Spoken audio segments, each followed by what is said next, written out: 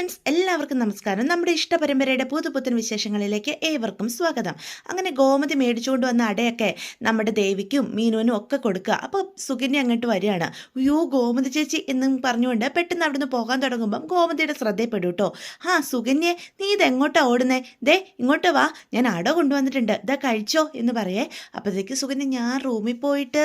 അതെന്തിനാ റൂമിലൊക്കെ പോകുന്നേ? ഇങ്ങോട്ട് വാ സുകന്യെ എന്ന് പറയേ. അപ്പോൾ ദേവിയും പറയും, വാ ചേച്ചി, നല്ല അടയാ, കഴിക്കുക എന്ന് പറയാം. ഇനി റൂമിലൊക്കെ പോയി കഴിക്കാൻ നിൽക്കേണ്ടതേ, നമുക്ക് എല്ലാവർക്കും കൂടി ഇവിടെ ഇരുന്ന് കഴിക്കാം എന്ന് പറയും കേട്ടോ. അപ്പോഴത്തേക്ക് സുകന്യ അടുത്തേക്ക് ചെല്ലുകയാണ്. ശരി ചേച്ചി എന്നും പറഞ്ഞ് വരികയാണേ. ഇതാ അട, നീ ഇത് കഴിച്ചോ എന്ന് പറയാം. അല്ല, ഈ അനുമോൾ എന്തേ? എത്ര നേരമായി ഞാൻ അവളെ വിളിക്കുന്നു. അപ്പം പെട്ടെന്ന് സുകന്യ ചാടി പറയും, അനുമോൾ അവിടെ ഇരുന്ന് പഠിക്കുക ചേച്ചി എന്ന് പറയാം. അതെയോ, എങ്കിലും ഒരു അടയൊക്കെ കഴിച്ചിട്ട് പഠിച്ചാൽ മതി. അപ്പം വീണ്ടും മീന് വിളിക്കേ, അനുമോളെ ദേ അമ്മ വിളിക്കുന്നു, വാ എന്ന് പറഞ്ഞ് വിളിക്കുകയാണ് കേട്ടോ. ഈശ്വര, ഇത് പ്രശ്നമാകും എന്നപ്പോൾ സുകന്യ മനസ്സിൽ പറയാം. അപ്പോഴേക്കും ഗോമതി കൊണ്ടുവന്ന പച്ചമരുന്നുകളുടെ കൂട്ടൊക്കെ എടുത്ത് പുറത്തേക്ക് വെക്കുക. ഇത് കണ്ടോ, ഇതെല്ലാം ഇനി നന്നായിട്ട് അമ്മിയിലിട്ട് അരച്ച് പിഴിഞ്ഞ് നീരെടുക്കണം.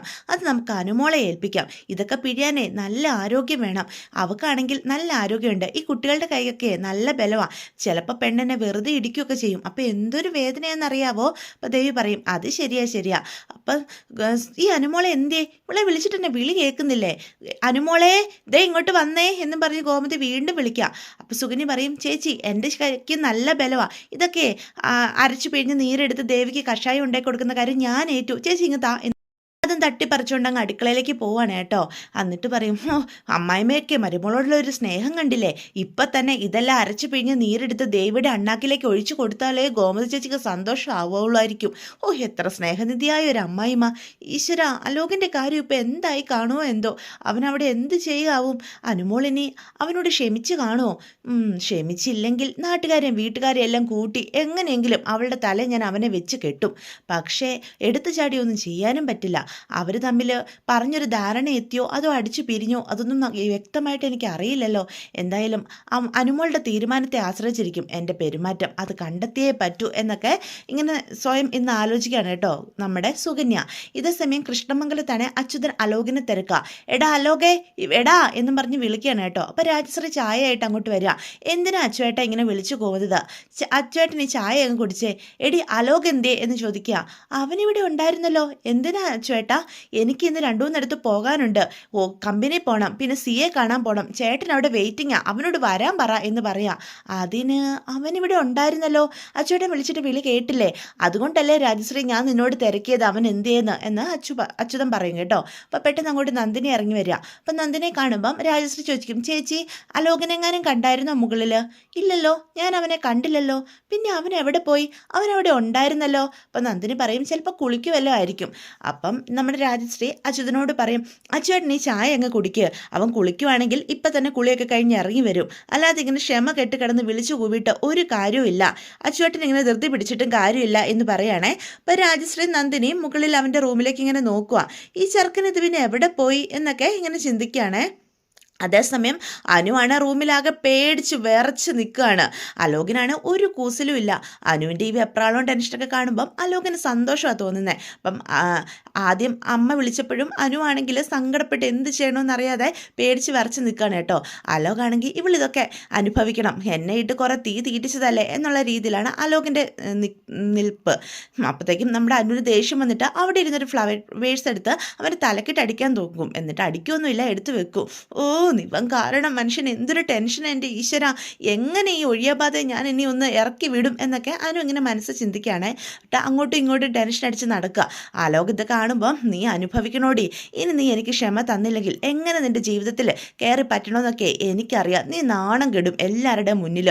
ഞാൻ നിൻ്റെ കാമുകനായിട്ട് എല്ലാവരും വിലയിരുത്തുകയും ചെയ്യും. അപ്പം നിൻ്റെ സ്നേഹനിധിയായ ഏട്ടന്മാർ തന്നെ നിൻ്റെ കൈ പിടിച്ച് എൻ്റെ കയ്യിലേക്ക് തരൂ അനുമോളെ. അതിനുള്ള വഴിയൊക്കെ ചെയ്യാനേ ഈ അലോകിനറിയാം.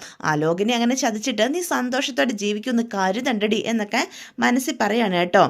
പക്ഷെ അനുവാണെങ്കിൽ ദേഷ്യപ്പെട്ട് ഇങ്ങനെ നിൽക്കുക. നിനക്കിപ്പോൾ സമാധാനം ആയോടാ എന്ന് അലോകിനോട് ചോദിക്കും. നീ ഒറ്റ ഒരുത്തം കാരണോ ഞാൻ ഈ അവസ്ഥയിലെത്തിയത്.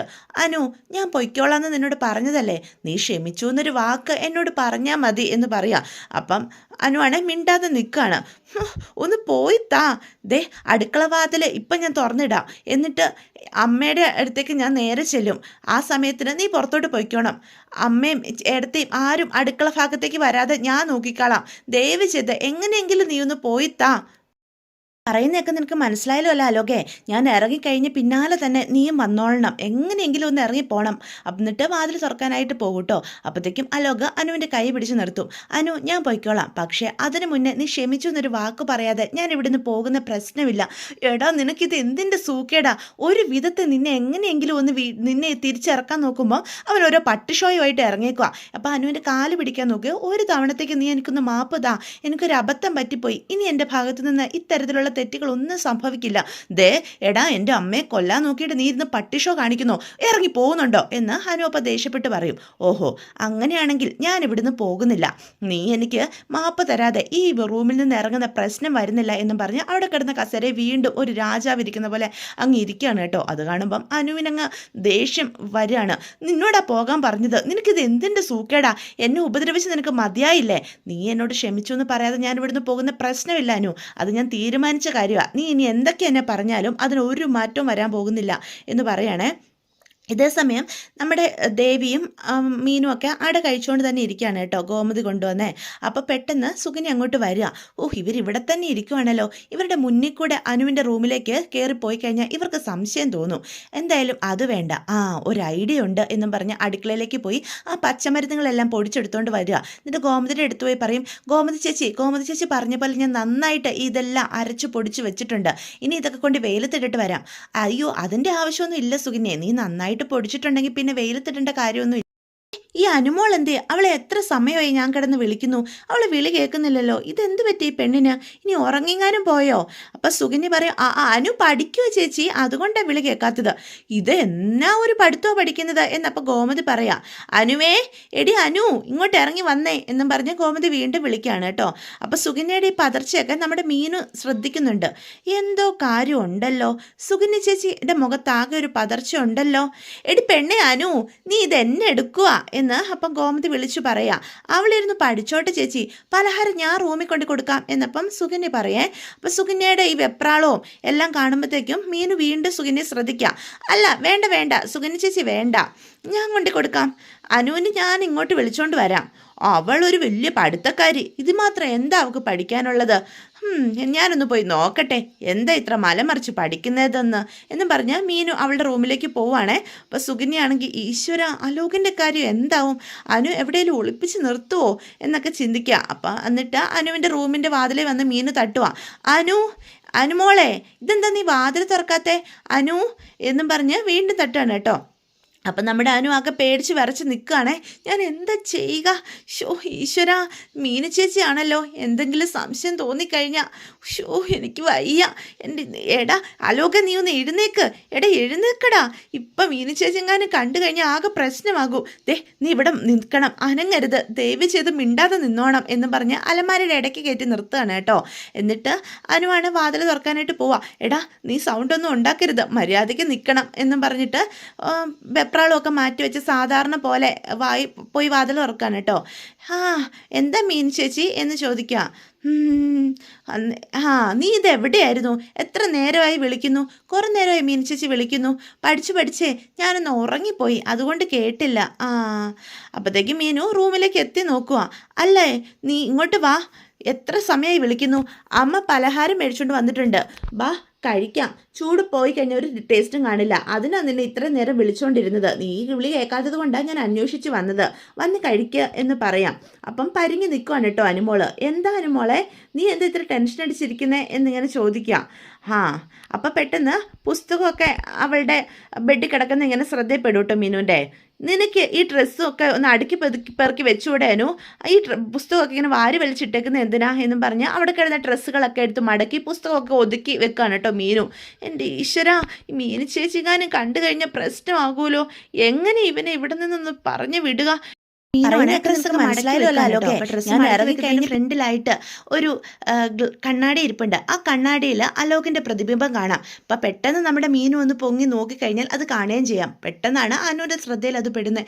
ഈശ്വര, മീനു ചേച്ചിങ്ങാനും ആ കണ്ണാടി നോക്കിക്കഴിഞ്ഞാൽ അലോകിനെ കാണും. ഞാൻ ഇനി എന്താ ചെയ്യുക? പക്ഷെ മീനു അതൊന്നും ശ്രദ്ധിക്കാതെ തുണി മടക്കി വെക്കുകയും ബുക്കുകളൊക്കെ അടുക്കി പെറുക്കി വെക്കുകയും ഒക്കെ ചെയ്യുവാണ്. പെട്ടെന്ന് അലോകിന്റെ പ്രതിബിംബം കാണാത്ത രീതിയിൽ നമ്മുടെ അനു ഇടയ്ക്ക് കയറി നിൽക്കുകയാണ് കേട്ടോ. ഓ, മീനു ചേച്ചി കാണില്ലായിരിക്കും. എൻ്റെ ഭഗവാനെ കൈവിടല്ലേ. മീനു ചേച്ചിയിടെങ്ങാനും കണ്ണിൽ അലോക് പെട്ട് കഴിഞ്ഞാൽ എൻ്റെ അവസ്ഥ പിന്നെ എന്താണെന്ന് ചിന്തിക്കാൻ പോലും പറ്റില്ല. എന്താ അനുമോളെ നീ ഇങ്ങനെ ചിന്തിച്ച് നിൽക്കുന്നത്? ദേ തുണിയൊക്കെ മടക്കി. ആ ചേച്ചി ഇതിങ്ങ് തന്നേരെ, ഞാനെടുത്ത് അലമാരി വെച്ചോളാം. വേണ്ട വേണ്ട, ഞാൻ തന്നെ മടക്കിയതല്ലേ, ഞാൻ എടുത്ത് വെച്ചോളാം എന്ന് പറഞ്ഞ് അലമാരുടെ അടുത്തേക്ക് ചെല്ലുകയാണ് കേട്ടോ. അപ്പോഴത്തേക്കും അനുവിൻ്റെ ഉള്ള ജീവൻ പോവാണ്. കാരണം അലമാരുടെ അടുത്താണ് നമ്മുടെ അലോക് ഒളിച്ചു നിൽക്കുന്നത്. പെട്ടെന്ന് അലോകിന് തുമ്മാൻ വരിക. അലോകാണെങ്കിൽ വാ പൊത്തി പിടിക്കുകയാണ് കേട്ടോ.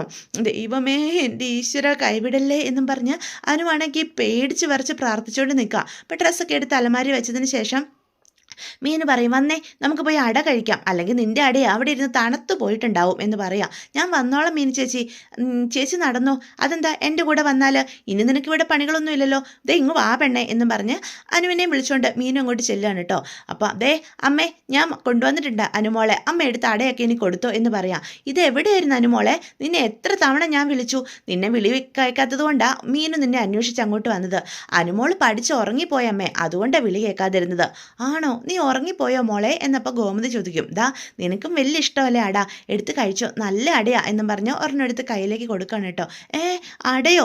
എടി അട നിനക്ക് ഇഷ്ടമല്ലേ കഴിക്കാൻ, കഴിക്കാനും മോളെ എന്ന് ഗോമതി പറയാണ് കേട്ടോ.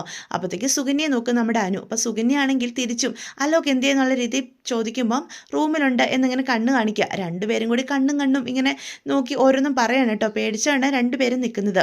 അപ്പോഴത്തേക്കും പെട്ടെന്ന് നമ്മുടെ ഗോമതി അനുവിൻ്റെ കാതിൽ ഇങ്ങനെ നോക്കിയിട്ട് പറയും, ഈ കമ്മൽ ഇപ്പോൾ ഒരു ഭംഗിയില്ല, ഈ കമ്മൽ മാറ്റണം അല്ലേ എന്ന് ചോദിക്കുകയാണ് കേട്ടോ.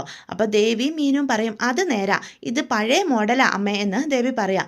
അതിന് അനുമോൾ എന്നെ ഇന്നാളൊരു ഡിസൈൻ കാണിച്ചായിരുന്നല്ലോ, അമ്മയും എടുത്തിന് നീ ആ ഡിസൈൻ ഒന്ന് കാണിച്ച അനുമോളെ, ഇവർക്കൂടെ ഇഷ്ടപ്പെട്ട് കഴിഞ്ഞാൽ നമുക്കത് എടുക്കാം എന്ന് പറയാം. അപ്പം ഇതൊക്കെ ശ്രദ്ധിക്കാതിരുന്ന അനുവാണ് പറയും, മോഡലിങ്ങോ? എന്താ മോഡലിംഗ്? അല്ല മോഡല്, ആ കമ്മലിൻ്റെ മോഡല് നീ എന്നെ അന്ന് കാണിച്ചില്ലേ? എന്താ നിനക്കിത് എന്ത് പറ്റി?